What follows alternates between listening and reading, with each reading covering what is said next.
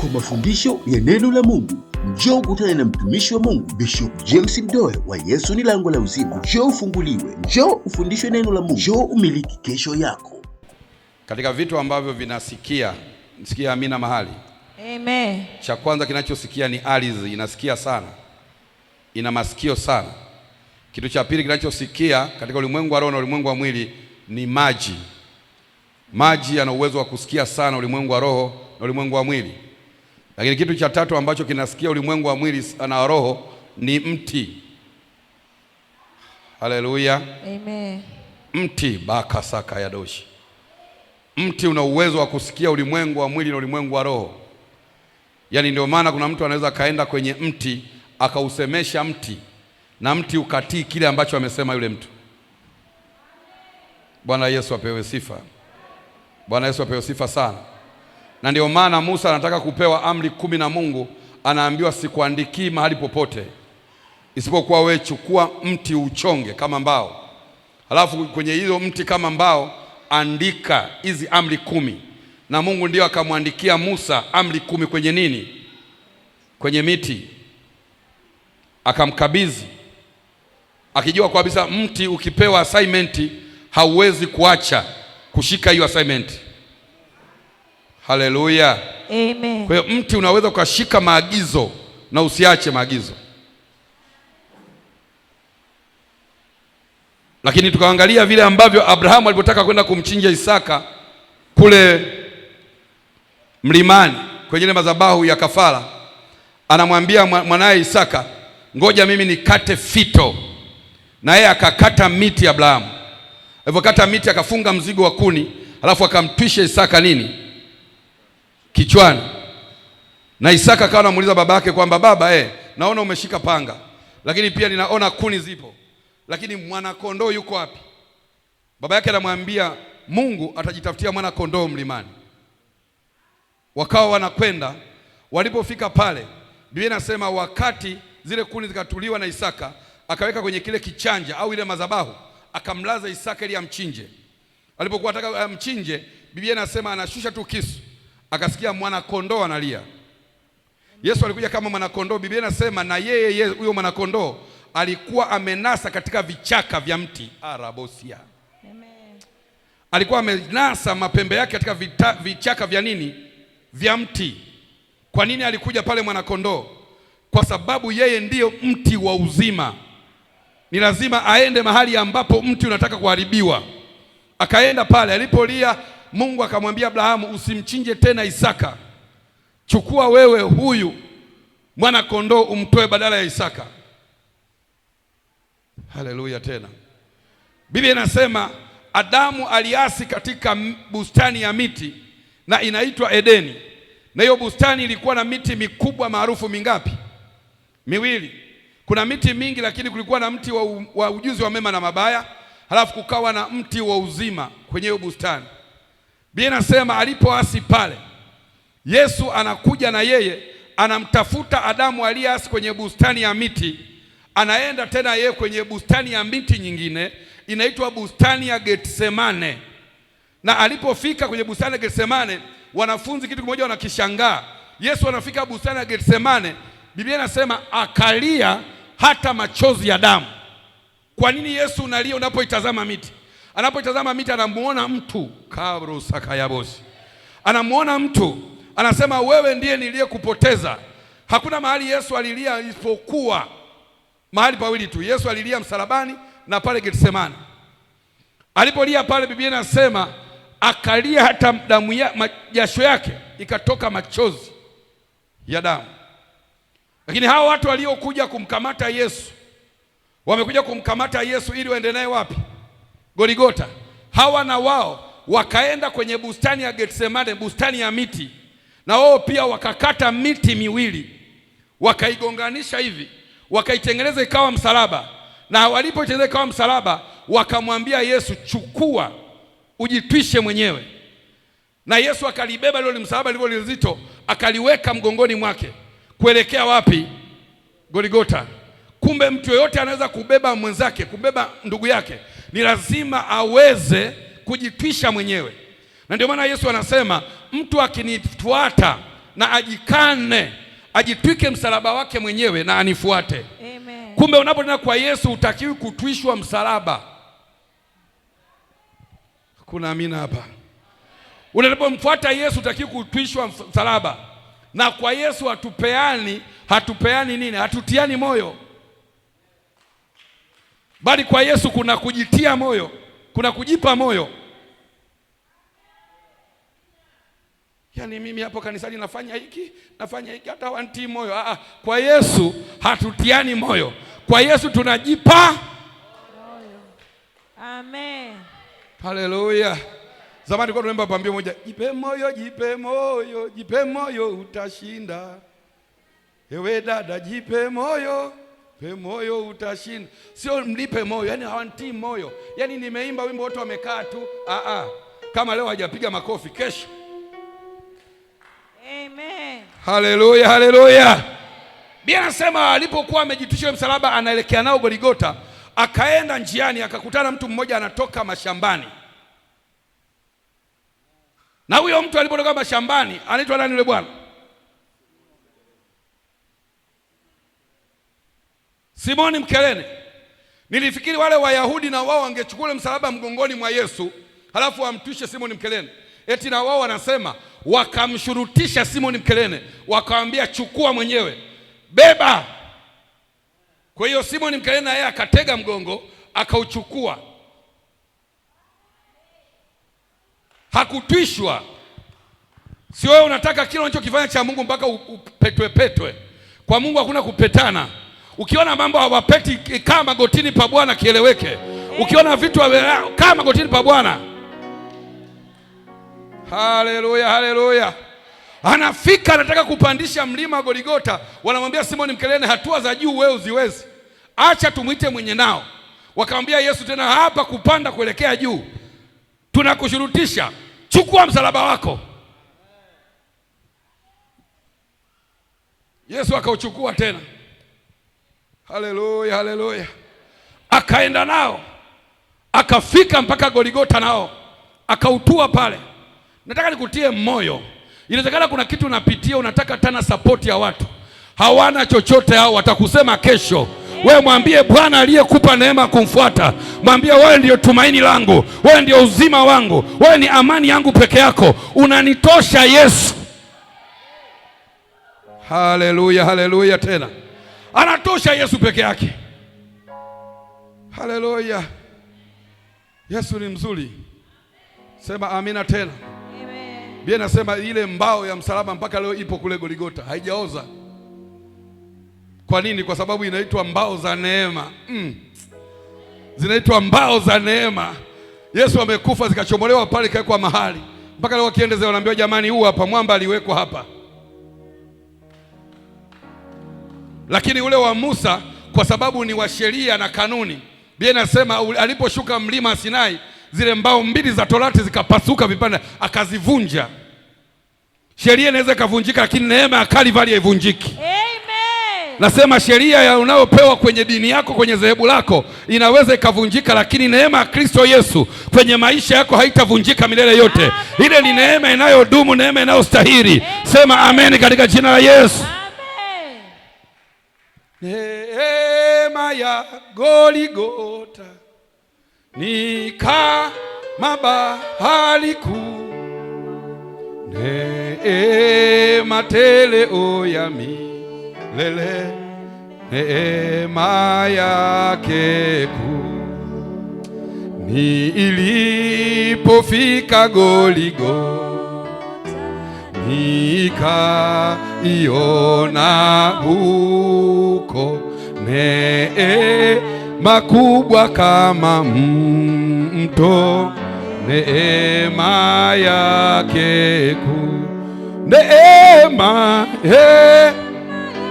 Goligota ni kama bahari kuu, neema tele ya milele, neema yake kuu. Nilipoona moyo wangu nilifurahi sana, sikufahamu bado neema yake kuu.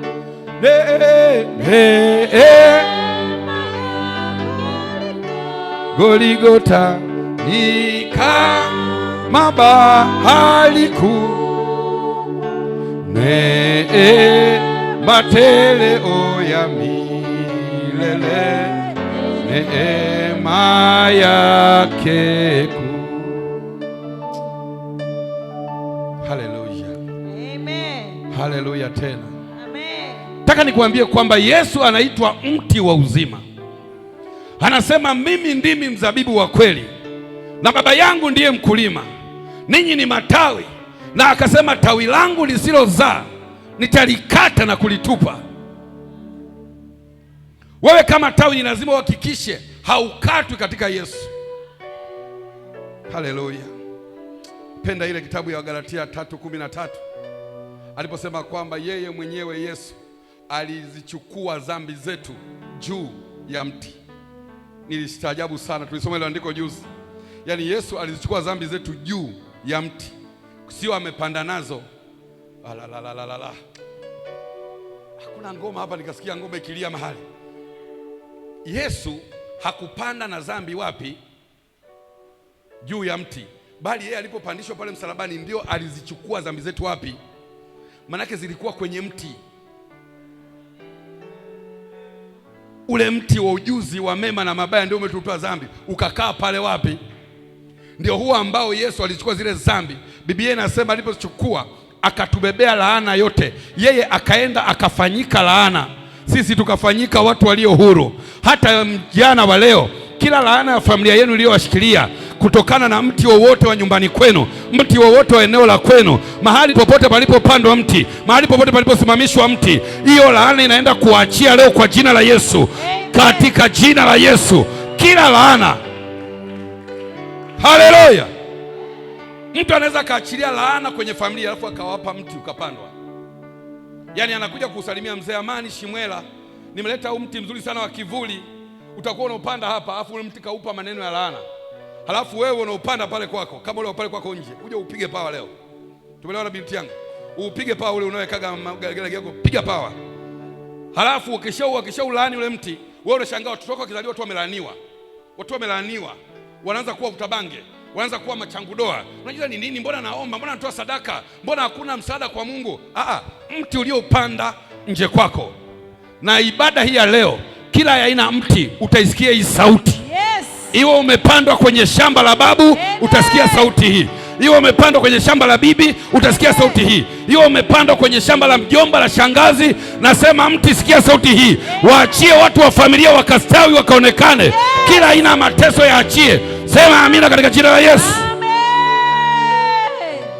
Haleluya. Amen. Watu wanaona kabisa anaenda kuzaa mtoto mkubwa, mtoto wa baraka, atakayekuwa bilionea. Analeta mti nyumbani, analeta mmea nyumbani, analeta ua nyumbani. Halafu kwa sababu una masikio rohoni, unasema jamani, jirani yangu huyu ananipenda kweli, kanipa maua na unayapanda. Lakini kila maua uliyopanda familia imeharibika, na hiyo ndoa ishaachika, na ndoa ishapangalana. Hujui hata kwa nini ndoa imepangalana. Nini umepanda kinachomea kwako? Na leo kwenye maombi ya leo, kitakauka kama ule mti uliolaaniwa na Yesu. Nasema kitakauka kama mti uliolaaniwa na Yesu. Amen. Yesu akauona mtini, akautazama, akaona hauna matunda. Akasema, wewe mti, kwa nini huna matunda? Biblia inasema alikuwa anasikia njaa. Aliporudi kesho akakuta mti umefanya nini? Umekauka.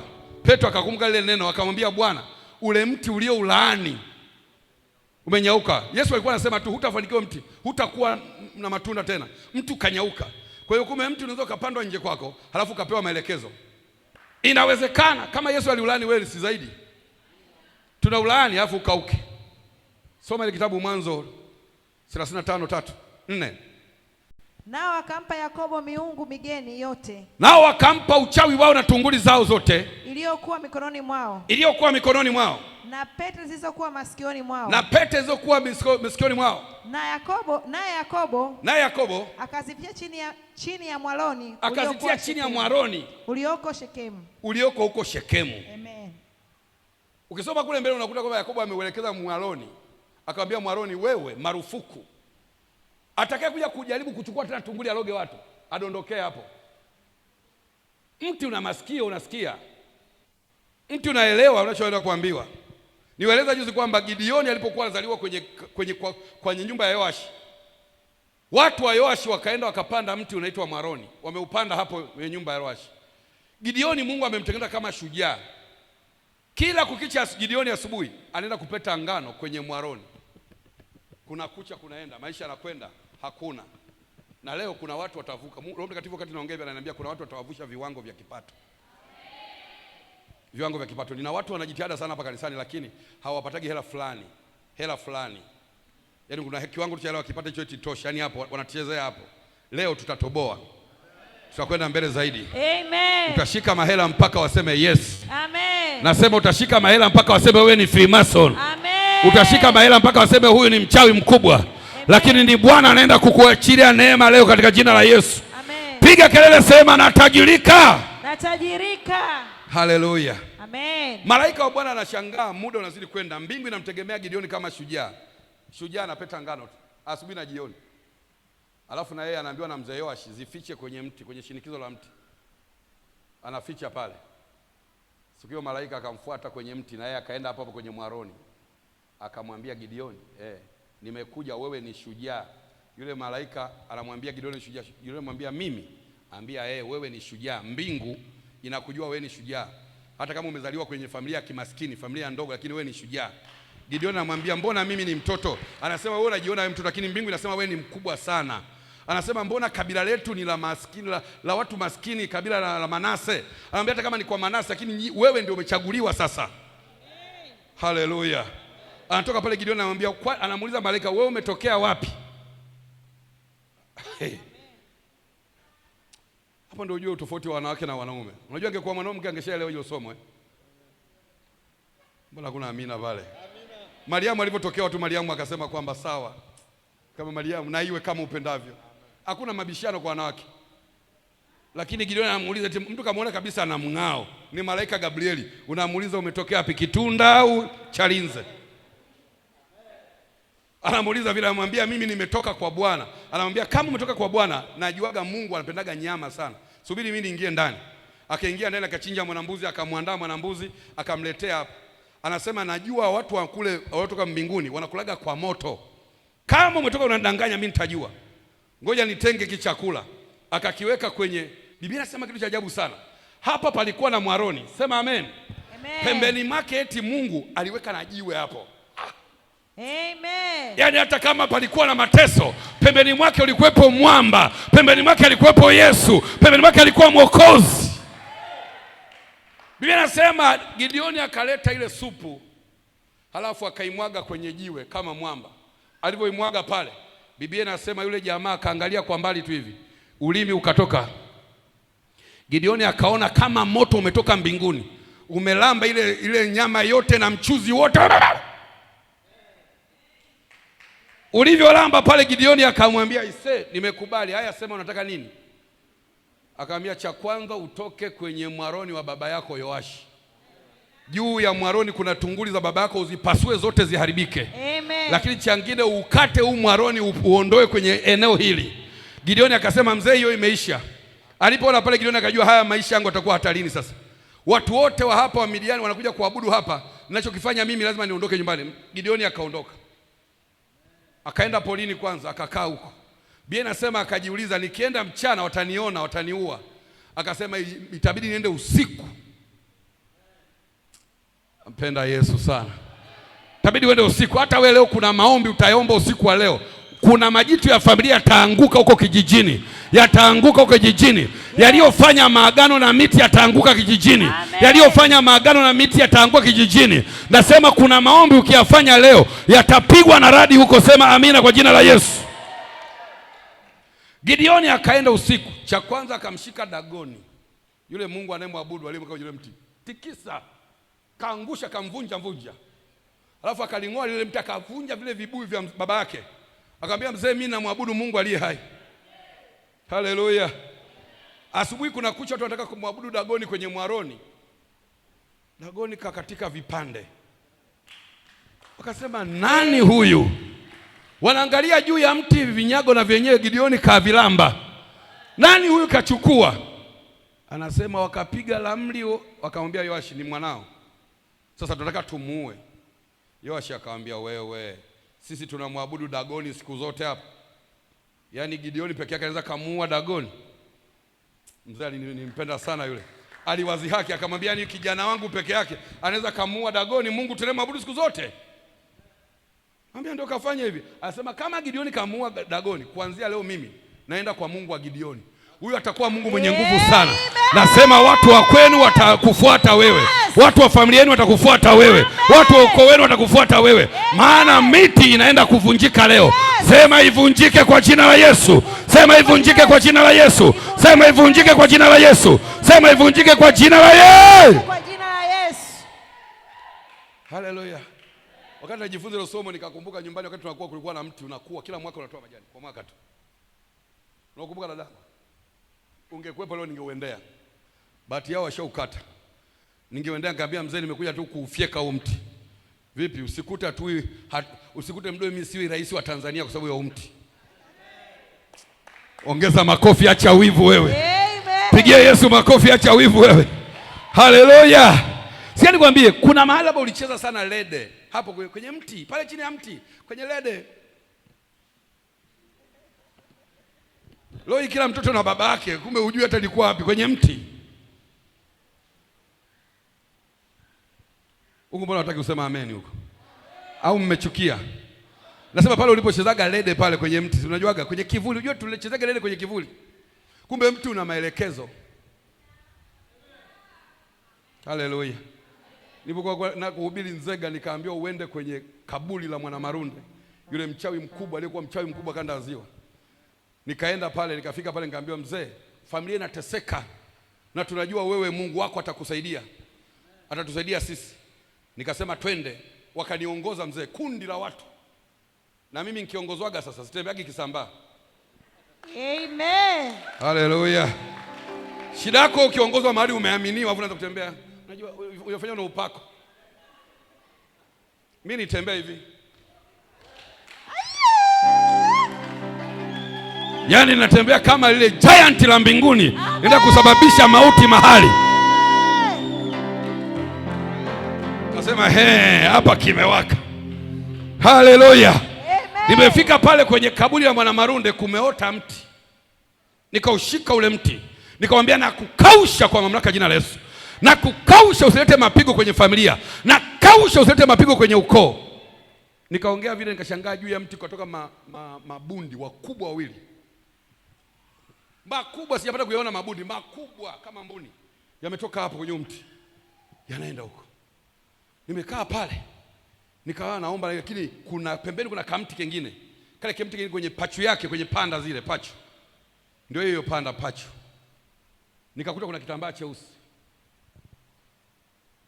Kaomba pale, nikamwambia kijana mmoja aitwa Victor, chukua hicho kitambaa, ni mjomba wangu mmoja hivi. Chukua kitambaa. Yule mjomba akasema, mjomba, mambo ya hapa bwana. Huyu anaweza kumjua huyu Janet au nani au Lilian, anaweza kumjua huyo Victor. Akasema, mjomba bwana, mambo ya hapa bwana, mimi siwezi. Nikachukua kile kitambaa cheusi kirefu, nikakiangalia, nikachukua nikaweka wapi? Kaka mfukoni. Tukaendelea, wakasema, mzee, ngwe ya pili sasa hapa. Kuna mahali kuna kidimbwi hapo, walizama watu na ngoma zao hapo. Walikuja kumloga Mwanamarunde, wakazama na ngoma zao hapo ndani. Sasa twende ukaombe pale. Hicho kidimbwi akijai kukauka maji, kiangazi nini akijai kukauka maji. Wakanipeleka kwenye mpaka wa eneo la Mwanamarunde, kwenye mpaka kote kukawa na mti ambao huo mti ukiupikicha hivi, ukipaka, ukipigwa risasi inapea. Ndio ambao alikuwaga amewapa wanajeshi wa Tanzania walipoenda vitani. Anawapa wapakae huo mti. Halafu ukipigwa risasi inapea. Nikafika na nikashika ile majani, nikayapiga pawa. Nikafika kwenye kile kidimbwi pale, nikakuta mtu mmoja mzee kakongoroka, Mnyarwanda, naye amekaa chini ya kamti kwenye kidimbwi hapo pembeni.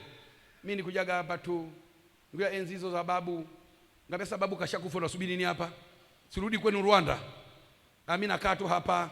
Kakongorozoka ni hajui pa kule, kakaa tu. Ngambia wewe amka, wewe usinziae, ufufuke katika wafu. Amen. Ngambia ondoka hapa. Sasa mimi nitaondoka tena. Ngambia ondoka hapa, sio kwenu.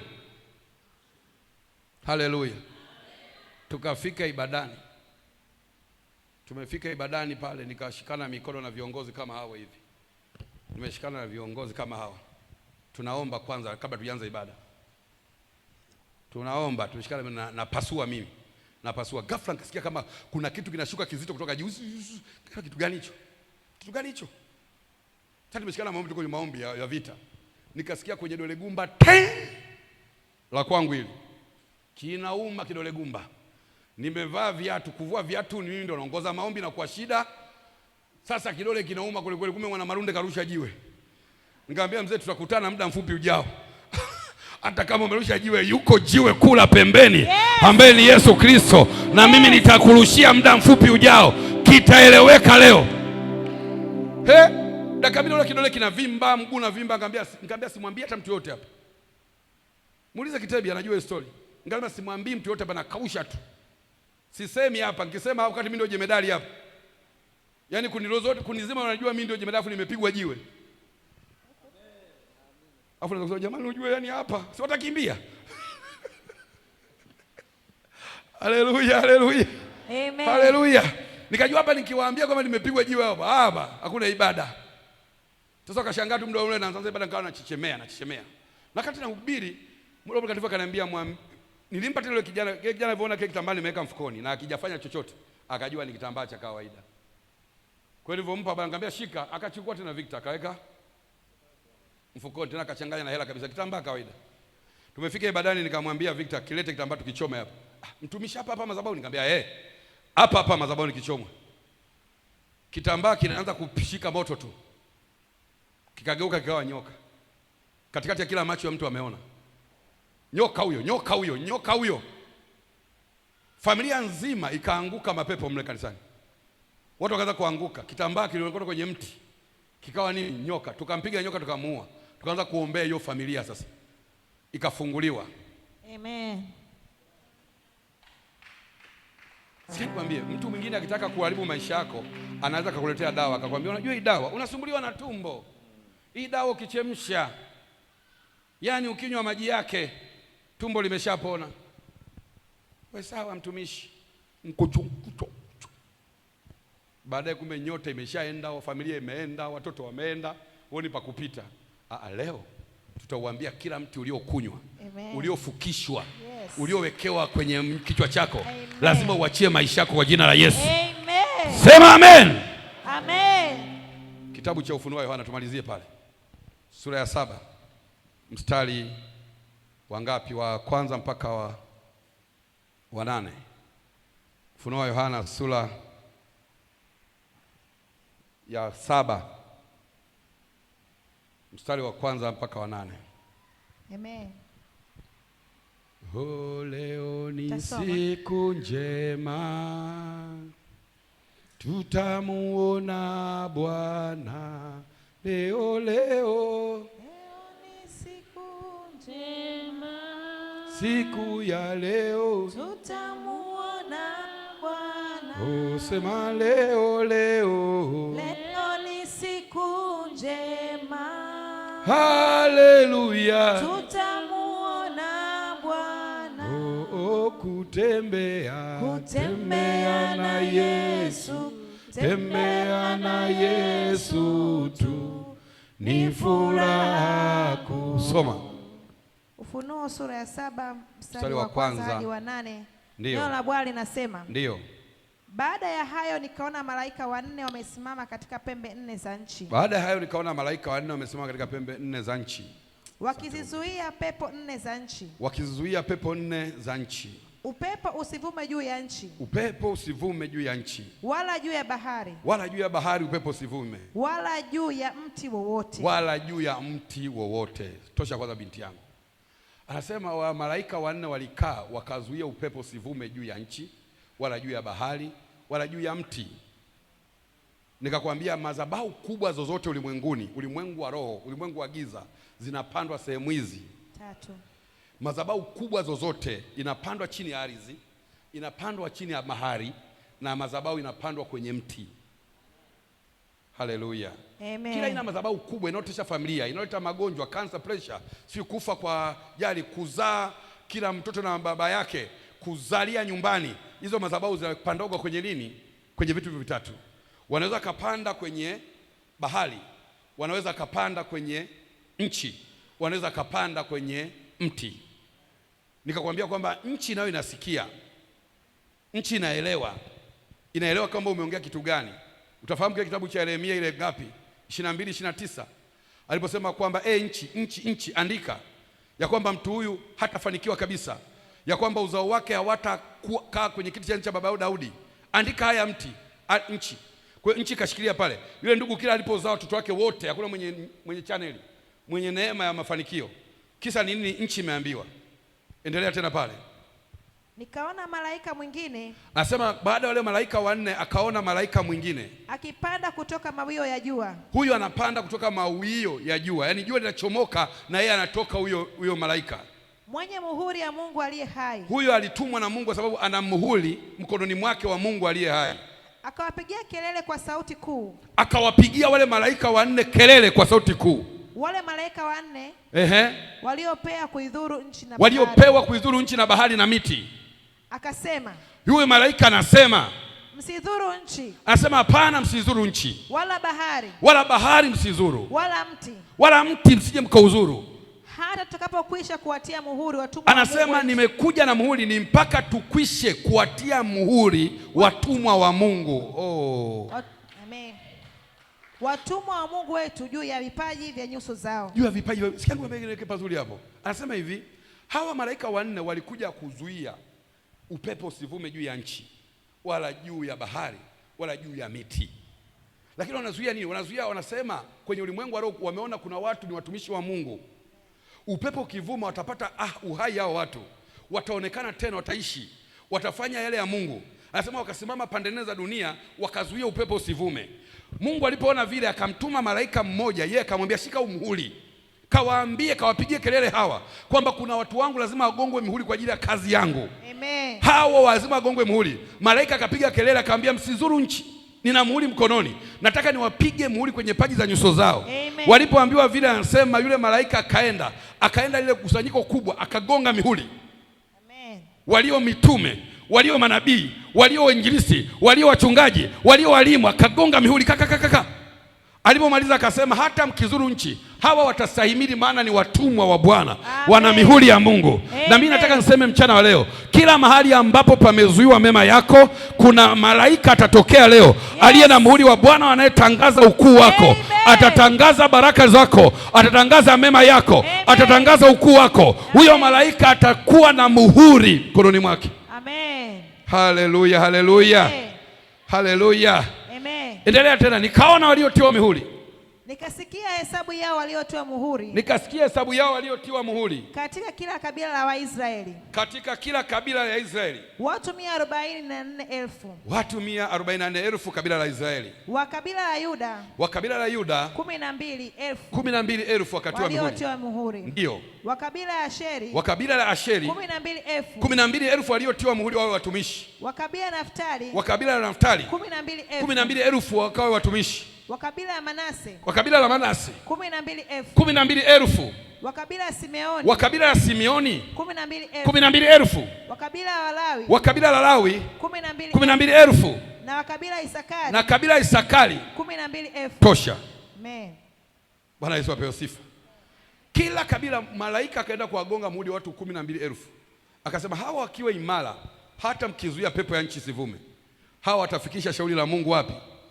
Kwenye kusudi lake. Nisikie nikwambie mchana wa leo, kuna vitu vya kwako vimezuiwa muda mrefu, kwa sababu nchi ina taarifa zako. lakini pia bahari ina taarifa zako, lakini miti pia ina taarifa zako. Acha nikwambie, roho zote za kiume zinakaaga kwenye sehemu hizi kuu tatu. Amina, hajasema pale.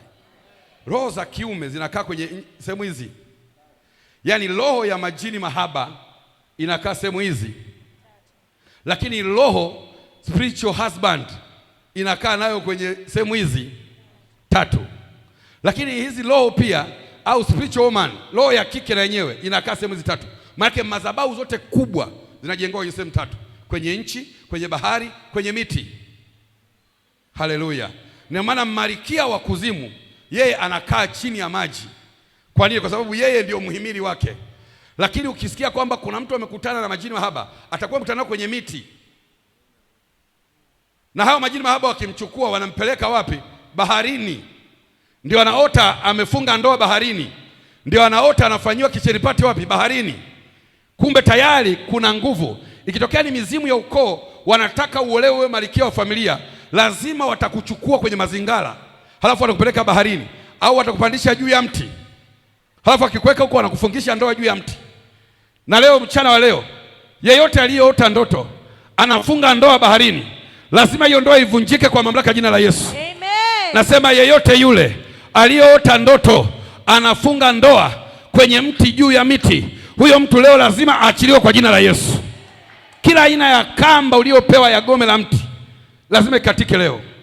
Sema amina kwa jina la Yesu. Amen. Sasa nilikuwa namuombea mama mmoja, walimfunga kamba 7 za magome ya miti. Walichukua kamba 7 wakafunga kiunoni mwake.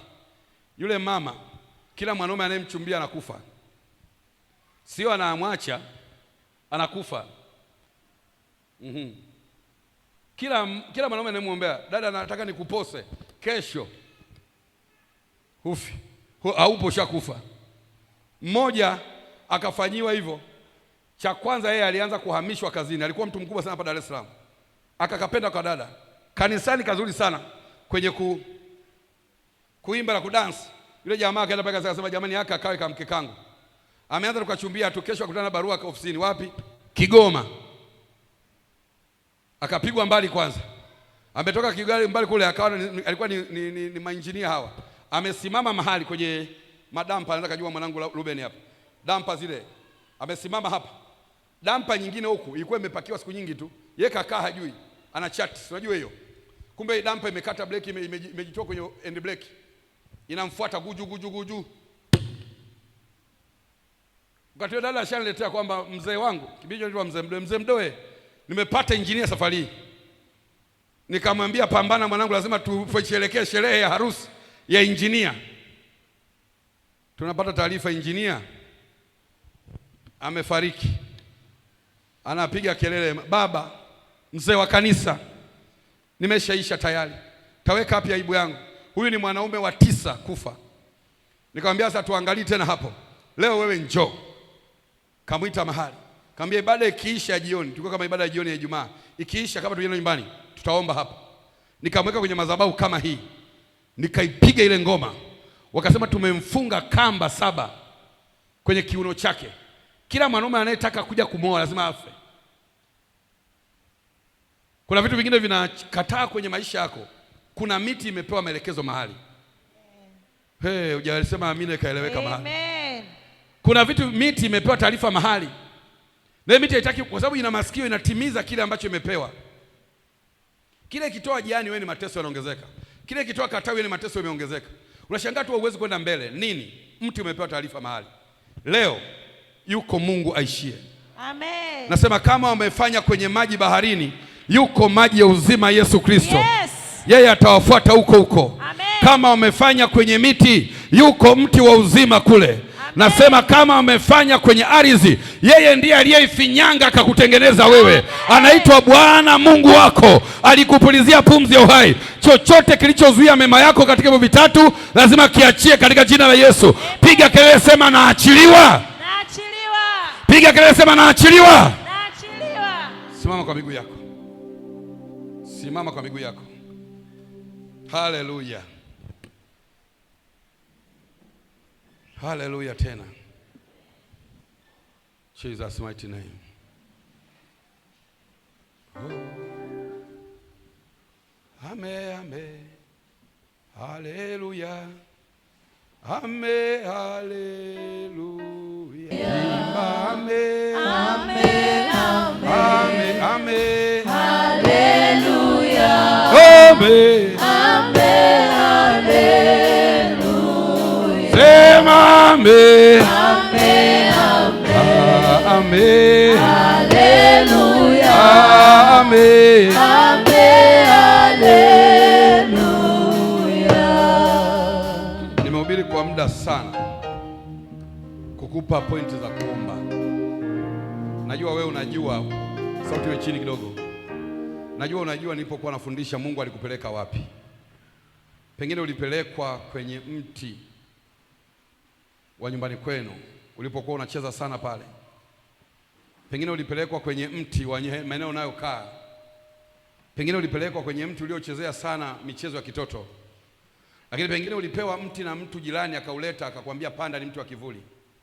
Lakini pengine ulipewa mti ukaweka mahali fulani. Lakini pengine kila ukilala unaota uko kwenye shamba la miti la babu yako. Lakini mchana wa leo Mungu ataenda kukuondoa hapo. Kila aina ya jini mahaba, mwanaume wa kipepo aliyekuoa kwenye ulimwengu wa giza, atakuachia leo kwa mamlaka jina la Yesu. Biblia inasema Sauli familia yake ikasemewa kwenye mti katika mlima Herbo. Wanafahamu hicho kitu? Iliposemewa pale, Biblia inasema watoto wake wawili wakaenda vitani. Wa kwanza akauawa karibu na huo mti, wa pili akauawa. Sauli akapata taarifa, akaambiwa vijana wako wawili wamekufa vitani. Akasema haiwezekani mimi niishi kama vijana wangu nao tegemea wamekufa. Inawezekana huko hapa kuna watu wanaotegemea kama watoto uliowazaa, lakini ukiangalia maisha yao ni kama haeleweki. Ni kwa sababu kuna mti mahali umepewa taarifa ya watoto. Biblia inasema Mfalme Sauli akamwambia mshika silaha zake, niue wewe kijana. Yule kijana akamwambia Sauli, siwezi kukuua wewe, ni bwana wangu. Anasema akampokonya yule mkuki. Sauli akasema kuliko mimi niishi, vijana wangu nao tegemea wamekufa. Akauchimbia mkuki chini ya ardhi. Halafu Mfalme Sauli akaudondokea yule mkuki. Alipodondokea ukamchoma huku, ukatokezea upande wa pili. Sauli akakata roho. Yule mshika silaha akasema, jamani, kama huyu mzee amekata roho, nitaulizwa ulimuua, mlikuwa wawili, ulifanyaje? Yule kijana akasema ni heri na mimi nife. Kwa hiyo na yeye mshika silaha wa Sauli na yeye akachukua ule mkuki akajichoma naye akafa. Watu wamekuja pale wakaokota maiti ya Mfalme Sauli, wakaokota maiti ya mshika silaha, wakaenda mbele wakakuta maiti za vijana wawili wa Sauli. Biblia inasema wakachukua tena, wakawapeleka chini ya mti mwaroni juu ya mlima. Wakawafukia huko. Wakasema hakuna kizazi chako kitakachoinuka tena kikastawi mahali. Waliwaambia mtu walipoweka maiti ya babu yao, wakaweka hapo. Biblia inasema ndipo kizazi cha Sauli kikawa cha maskini isiyofaa. Kile kizazi kikawa hakiwezi kuinuka tena. Hata wewe uko mahali hapo unaweza kushangaa kwa nini uinuki. Kuna mahali kuna mtu na taarifa zenu. Haleluya. Amen. Biblia inasema kwamba walipokuwa wamekaa pale, Sauli mpaka akafa. Daudi anakuja kuchukua kiti cha ufalme. Daudi anatafuta mtu yoyote, hata aliye katibu mtendaji, katibu kata, wenye uzao wa Sauli. Daudi anasema hakuona. Mfalme Daudi akaitisha kikao, akasema jamani, hebu nitafutieni, hakuna mtu yoyote wa upande wa Sauli hapa? Akasema yupo, lakini mtu mwenyewe amekuwa kilema, amekuwa hawezi kutembea. Yuko wapi? Anasema anatunzwa tu na mtu mwingine huko katika nyumba ya mokili, ni kiwete, anaitwa Meshibotheshi. Huyo yuko huko, anasaidiwa tu. Daudi anasema hapana, baba yake Jonathan alinifanyia vitu, mwiteni nimtetee, nimfanyie aliyo jema na yeye. Akaitwa mtu yule. Nataka nitamke mchana wa leo, inawezekana hujawahi kupita penye baraka yeyote, kwa kinywa cha Bwana wa majeshi malaika wa Bwana akakutoe huko ulikowekwa. Inawezekana kuna mtu anakutunza, anajigamba, anajidai, lakini mimi naongea kama mtumishi wa Bwana kwamba Mungu akusimamishe ukasimame mwenyewe na miguu yako. Amen. Kwenye biashara ukasimame mwenyewe. Amen. Kwenye mafanikio ukasimame mwenyewe. Amen. Kwenye cheo cha utumishi ukasimame mwenyewe. Amen. Kwenye huduma ukasimame mwenyewe. Aliyenielewa na aseme amina kubwa. Amen. Biblia inasema wakamleta huyo Meshibosheth. Anaenda kuambiwa, Meshibosheth, unaitwa na Mfalme Daudi. Akasema, mfalme ananiita mimi mbwa mfu, mimi nimeshajifia, ni mbwa mfu, vita na babu yangu, ataka kaniulie mimi ikulu, mimi ni kama mbwa mfu. Wakamwambia twende. Analia Meshibosheth, anajua Daudi anaenda kumuua, kumbe anaenda kuitiwa mema. Hata wewe ninatangaza mema Kuna mamizimu ya kwenu yatakuachia kwenye ibada hii ya leo. Kuna mashetani ya familia ya ukoo yatakuachia kwenye ibada ya leo. Amen. Kuna maagano ya uganga na uchawi na wenyewe utakuachia. Kuna ushirikina uliowahi kufanyika kwenu na wenyewe utakuachia kwa jina la Yesu. Sema Yesu. Mchana wa leo, kila aina ya agano, kila aina ya agano, agano la damu, agano la mauti, agano la kuzimu lililofanyika na mababu zangu na mabibi zangu, kila aina ya mikataba ya kuzimu iliyoharibu maisha yangu na familia yangu na watoto wangu, mchana wa leo kwa jina la Yesu, kwa damu ya Yesu, hiyo mikataba ninaivunja leo. Kila aina ya nyororo iliyonifunga toka milimani na ikata, kila aina ya mnyororo ulionifunga toka baharini na ukata, kila aina ya mnyororo ulionifunga toka kuzimu na ukata kwa jina la Yesu. Kila aina ya agano, agano la damu, agano la vyakula, agano la pesa, agano la mateso, agano la pombe, na likata kwa jina la Yesu. Ninavunja kila aina ya agano linalofanyika kwenye familia yetu, agano la uchawi, agano la uganga, agano la kuzimu, leo linalikata kwa damu ya Yesu. Ninaliondoa leo kwenye maisha yangu, kwa uzao wangu, kwa watoto wangu. Kila aina ya mti uliopewa maelekezo kwa ajili ya maisha yangu,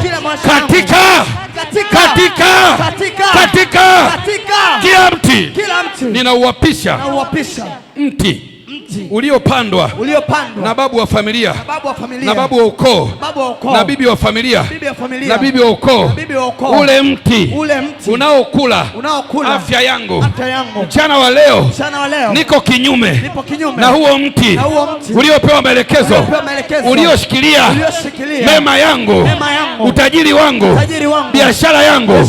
Huo mti leo hii kwa jina la Yesu, enyi mashetani wa kwenye ardhi niachie, enyi majini ya kwenye ardhi niachie, ya kwenye mto, ya kwenye bahari niachie, majini mahaba niachie kwa jina la Yesu, kwa damu ya Yesu.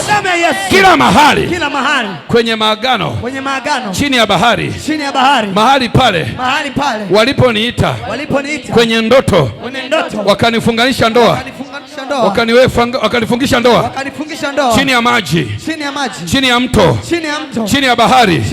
Mchana wa leo inakwenda kinyume na hao mababu wa ukoo wangu, wa familia yangu, walioagana na miti yao, walioagana na bahari zao na mito yao na maziwa yao, walioagana na mifereji, katika jina la Yesu.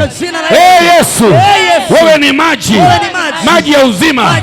Saa hii ninamwaga maji kwenye hiyo bahari, kwenye hayo maziwa, kwenye hiyo mito, kwenye hiyo mifereji, kwa jina la Yesu, kwa damu ya Yesu.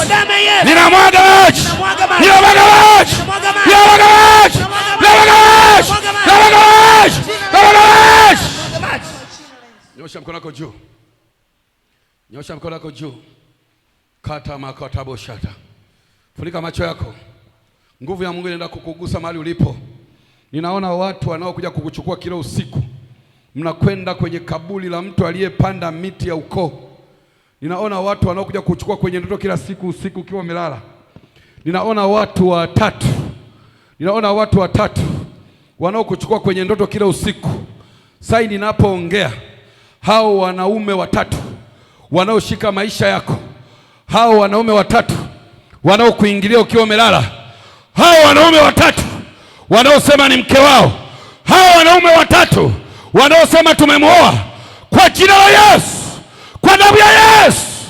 Kila anayekutokea kwenye ndoto anaungua moto. Nimesema funika macho, ni Kiswahili. Funika macho, mwambie Yesu nisaidie. Yes, ninaita moto kwenye mikono ya watu waliozuiliwa kuwa na fedha nyingi. Naita moto kwenye mikono ya watu waliozuiliwa kuwa fedha nyingi. Ninaona mabilionea ninakuwa simama zamu ya yule malaika aliyepiga kelele juu ya wale malaika wanne, akawaambia msizuru nchi wala msizuru bahari, msizuru miti. Huyo malaika mwenye muhuri wa Mungu, ninagonga mihuri ya moto kwenye kila kiganja cha mtu aliyoko hapa kwa ajili ya kuwa bilionea. Nagonga moto, mihuri ya moto, nagonga mihuri ya Roho Mtakatifu kwenye mikono yao. Kila mtu aliyeko mahali hapa aliyezuiwa asiwe bilionea, ninagonga mihuri ya moto, aachiliwe saa hii katika jina la Yesu. Mzimu wa babu, chomoka laka, mwachie huyo mtumishi, mwachie huyo mwenye neema kinabii, mwachie huyo. Kwenye familia ametoka yeye tu kama Gideoni, kwenye familia ameinuka yeye kama Gideoni. Mwachie haraka, mwachie haraka, nasema mwachie haraka. Ninaongea na wewe nyoka mkubwa unayetembea kwenye ngozi ya mwili wake. Ninaongea na wewe nyoka mkubwa uliyezuia karama ya kinabii, wewe uliyemsababisha siote ndoto. Yes, yes. Ninaona moto unatembea kwenye mwili wa mtu. Huyu mtu ana neema kubwa, ana neema kubwa. Akifika mahali vitu vinaonekana, akifika mahali vitu vinaonekana, akikaa kwenye biashara ya mtu anauza, ninaona moto unatembea kwenye mikono yake. Huyu mtu amekuwa na nguvu ya kuvuta familia, ya kuinua ukoo. Ninaita moto. Mungu amemwekea mikono ya kuponya wagonjwa, mikono ya kinabii iliyoharibiwa. Ninaiona nyota ya alfajiri ikiwaka kwenye viganja vyake kwa jina la Yesu, katika jina la Yesu. Yes, yes, moto unawaka kwenye mikono, kwenye mikono, kwenye mikono. Yes, moto unawaka kwenye mikono. Ninaona nyota kubwa kwenye paji lake la uso. Kila anapofika mtu anakubaliwa, lakini hakuna kinachoenda kwenye maisha yake. Kila anapofika anasema wewe utakaa hapa, utasimamia hawa, utaangalia hawa, lakini hakuna kinachoenda kwenye maisha yake. Ni kwa sababu kuna mti ulipewa taarifa, kuna mti alisagiwa, kuna mti uliosagwa akanywa. Huo mti unamwachia sahihi. Nasema mti unamwachia sahihi. Ninaongea na majini mahaba, naongea na mizimu ya ukoo, naongea na majoka ya familia, naongea na machatu wa familia wanaotembea kwenye uso wako, waliokamata uso wako, walioondoa kibali chako. Naongea na hao nyoka wanaotembea, toka, achia kwa jina la Yesu, katika jina la Yesu, katika jina la Yesu, katika jina la Yesu, katika jina la Yesu, katika jina la Yesu, katika jina la Yesu, katika jina la Yesu. Kuna vitu vinatembea kwenye uso wako, vinaungua moto sahihi, vinaungua moto sahihi, vinaungua moto sahihi, vinaungua moto sahihi. Ninaona vikiondolewa, vimefunga baraka zako, vimefunga huduma yako, vimefunga nguvu ya utumishi, vinaondolewa sahihi katika jina la Yesu. Moto unawaka kwenye uso, kwenye uso, kwenye uso, kwenye uso. Umekuwa ukitembea mahali wanasema huyu ni mchawi, huyu ni mchawi, kwa sababu vile vitu vimeshikilia uso wako, lakini sasa hivi vinawaka moto. Ninaona vinaungua kwa moto, vinaungua kwa moto. Wale majoka wanaachia, wale majoka ukoo wanaachia, ule uchawi wa familia unaachia, unaachia ule uchawi wa familia. Wanaungua moto walioshikilia neema yake, wanaungua moto walioshikilia maisha yake, wanaungua moto, wanaachia sasa hivi. Toka, achia kwa jina la Yesu. Moto unawaka, moto unawaka. Mnamwachia huyo, mnamwachia. Kwa nini mmemweka kwenye giza kubwa? Kwa nini mmemweka kwenye giza kubwa huyo? Kwa nini mmemweka kwenye giza kubwa? Kwa nini mmemweka kwenye giza kubwa? Kwa nini mmemweka kwenye giza kubwa? Mtu aliyewekewa neema ya ukubwa, kwa nini mmemweka gizani huyo? Leo mnaungua moto wote, mnaungua moto. Wachawi wa familia mnamtokea akiwa Dar es Salaam, mnakuja kwenye nyumba anayokaa, leo mnaungua kwa moto. Touch! Mnamfuata kule kwa Caroline. Mnamfuata kule kwa Caroline anakokaa na mama yake. Wewe mchawi, leo unaungua moto. Miti inaharibika, miti inaungua, miti inaungua. Nasema miti inaungua. Nasema miti iliyofanyiwa uganga, miti ya waganga wa familia, miti ya waganga wa ukoo inashika moto sasa hivi. Mbele.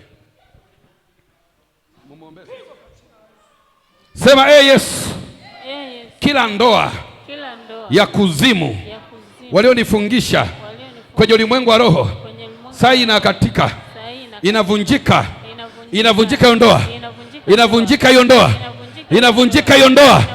Wale majini wanaonitokea usiku naofanya nao mapenzi kwenye ndoto, niachie, niachie, niachie, niachie.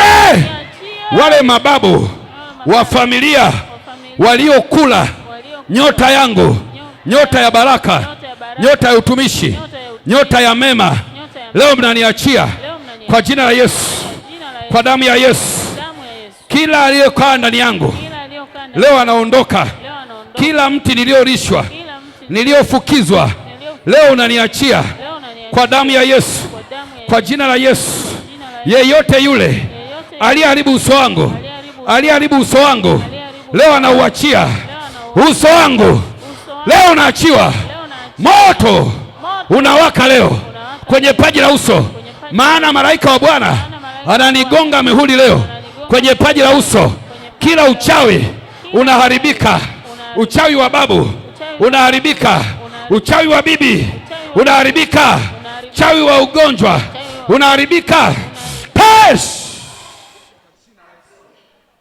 Leo mnaungua moto leo katika jina la Yesu, katika jina la Yesu, katika jina la Yesu. Kila mtu yoshika mema yako na kuachia sahihi. Kila mtu yoshika mema yako na kuachia sahihi. Kila mtu yoshika mema yako na kuachia sahihi. Kila mtu yoshika mema yako na kuachia sahihi. Ninasema unakuachia sahihi. Kila mtu yoshika mema yako na kuachia sahihi katika jina la Yesu Kristo.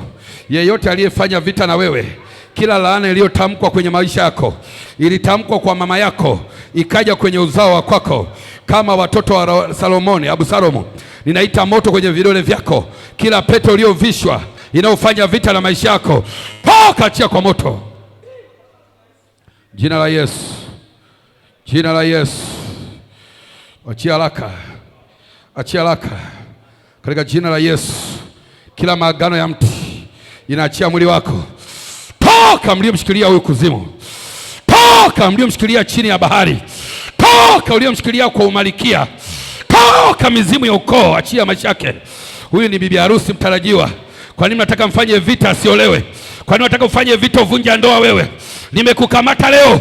Chini ya maji nimekukamata. Ungua kwa moto. Moto unakuteketeza leo.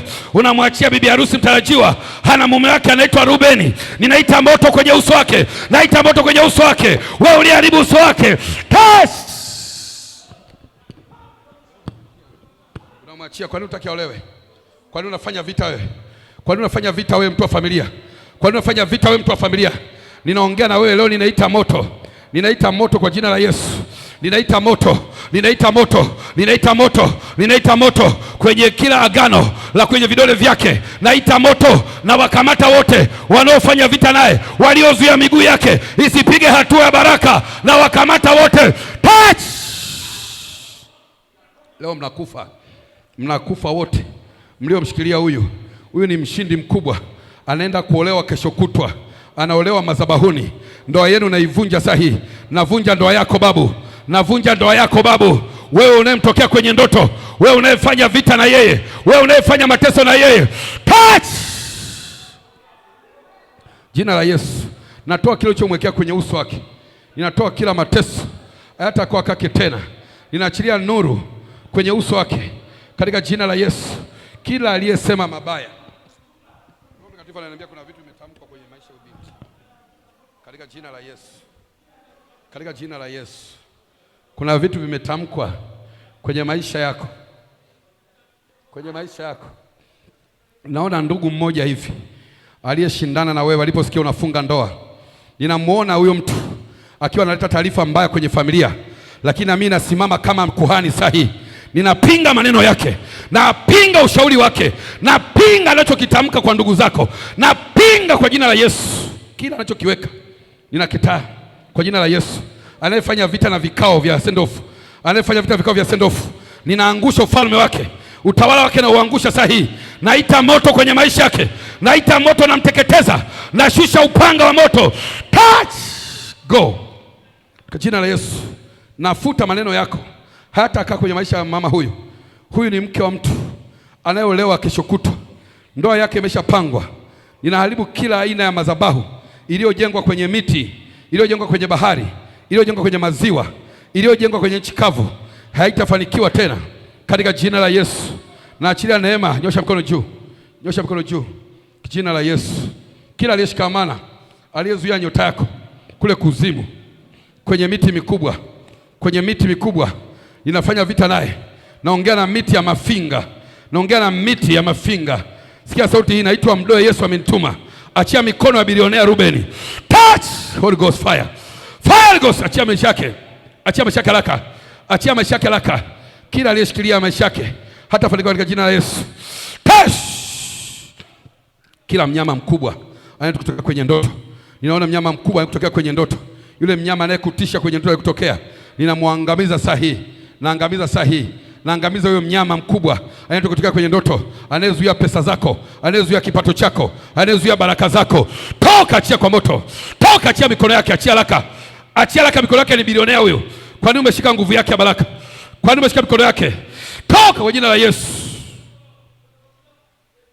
Haleluya. Haleluya tena. Haleluya tena. Sema Yesu. Mchana wa leo kila aliyenishikilia mahali popote ananiachia kwa jina la Yesu. Kwa jina la Yesu. Mwite mama mwenyekiti hapa. Simama hivyo hivyo uliposimama. Njoo mama haraka. La koti yasia. Nyosha mkono wako juu. Mungu amekuweka uwe na watu wengi nyuma. Hata vita inayopigwa ni kwa ajili ya watu uliowabeba nyuma. Simama nyuma yake haraka. Katika jina la Yesu. Ninaangusha kila aina ya roho chafu. Kila aina ya maagano ya mizimu. Wasiotaka utumike, wasiotaka ufanye mtumikie Bwana. Ninafanya vita na madhabahu za giza, madhabahu za ukoo, madhabahu zenye jina lako. Tash! Kwa jina la Yesu. Yeyuka haraka ndani ya mtu huyu. Ni mtu mkubwa wa kanisa, aliyebeba kanisa, aliyebeba kundi la wamama. Ninakuapisha sahihi. Achia maisha yake. Na achilia nuru kwa mama huyu. Kuanzia leo hutaumwa tena.